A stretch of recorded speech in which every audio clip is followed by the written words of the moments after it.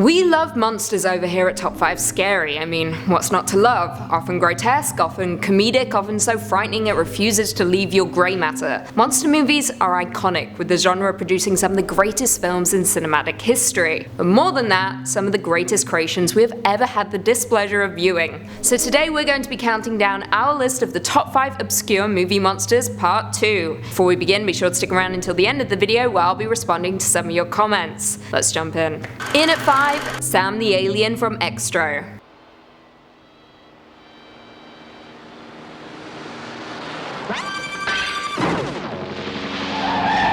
Extra is a very obscure and very British film, hence why it's on our list. Well, my list. Released in 1982, the film follows a man who is abducted by aliens and returns home to his family 3 years later. However, his presence affects them negatively. Now, Extra might be showing its age, but it's still creepy nonetheless. Mostly due to the slow pace, the lack of running or panic, but mostly it's all because of Sam the Alien. When this cretin is finally revealed, it looks like it just walked off the set of Alien. It's absolutely terrifying to look at, a backwards man on all fours with a decomposing face and leaking pus. No, thank you. The film itself was directed as a somewhat serious sci-fi movie, but sadly missed the horror highs of the late 70s, early 80s. It was also one of the many films that ended up on the banned video nasty list, which could very well be why not many folks have even heard of Extra. Check it out. You will not be disappointed. However, don't expect alien levels of sci-fi quality, just accept it for what it is. Campy, fun, and full of wonderful special effects that will haunt you for years to come. That is all. In at 4, Tarman from The Return of the Living Dead. Who's there?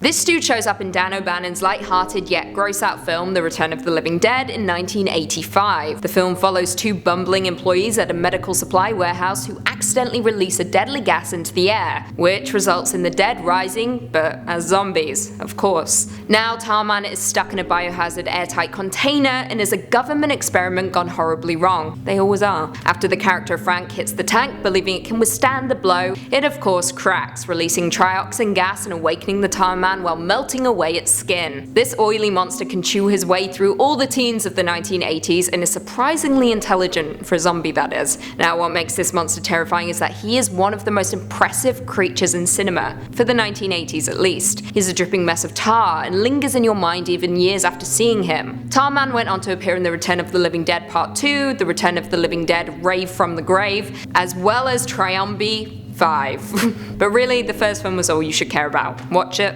love it. Coming in at 3, the Metalunar Mutant from This Island Earth. Okay, pull it together, rise above it, suck it up. Now, This Island Earth isn't necessarily a horror film, but it does contain one of the scariest and most absurd monsters in movie history. Fact. The film itself follows a group of aliens invading Earth in order to seek scientists to aid them in their war. Now, these aliens hail from the planet Metaluna, where they bred creatures for menial labor. Most of their bodies are covered in a teal-colored exoskeleton, and their exposed brains are arguably the most vulnerable part of their body. Just FYI if you need to take one down. Now, like humans, these bad boys have red blood and bleed just like the rest of us. It's a damn shame that these guys aren't as popular, because not only is This Island Earth a great film, but the Metalunar mutants are incredible to look at, especially for the 1950s. Coming in at 2, Belial from Basketcase.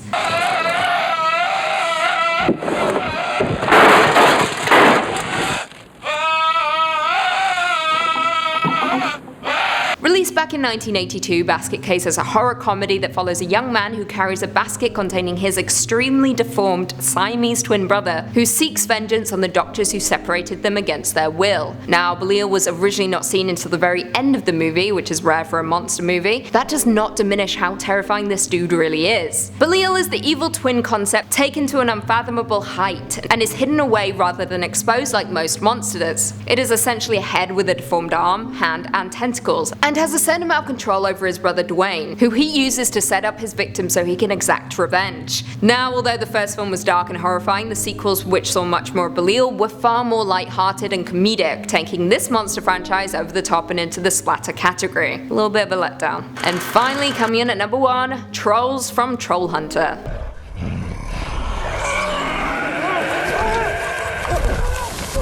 Released back in 2010, Troll Hunter is pretty self-explanatory. It follows a group of students investigating a series of mysterious bear killings, but quickly learn that there are much more dangerous things occurring. This low-budget horror fantasy hailing from Norway has the greatest on-screen depictions of trolls I've ever seen. These stop-motion monsters work simply because we weren't expecting them. Now, this found footage film works because there is no ambiguity to it. It's not Blair Witch. We know trolls exist, they are ever present, and they are straight up mean. Their appearance is chunky and grotesque, and are wildly effective for such a low-budget film. Though you have to suspend your disbelief when you hear the character shout out, "Troll," you can't help but shake in fear, dreading what you're about to see as the woods rip apart to reveal an ungodly creation. Honestly, Troll Hunter is one of the best Nordic films I've ever seen. You will not be disappointed. Watch it. Just do it, because I said so. Well, there we have it. Do you guys agree with our list? Were there any obscure monsters that we missed? Honestly, we could turn this into a full-blown series because movie monsters are seemingly endless. So be sure to leave us all your thoughts and feelings in the comments down below. But before I go, I just want to respond to a few comments from one of our last videos. Lyrium said, "Oh, Lucy, you're looking so cute and sweet. Who you trying to fool?" My parents, my co-workers, literally anyone who knows me. That's who. Gotta earn their trust. Zulfa said, "Lucy, can I be your stylist?" No. Also, that's an insult. No. Shayla Miles said, "Cute outfit, but not used to you wearing pink. A trick of the light, everything I wear is blood red. Blood of the virgins, sacrificial blood from my many followers." Just so you know. Laura Dale said, "Did anyone else feel like they were nearly blinded by Lucy's outfit? I'm just that radiant. You're welcome." And on that note, if you haven't already, be sure to give this video a big thumbs up, subscribe, and turn on notifications so you never miss another scary vid. And until next time, see you later.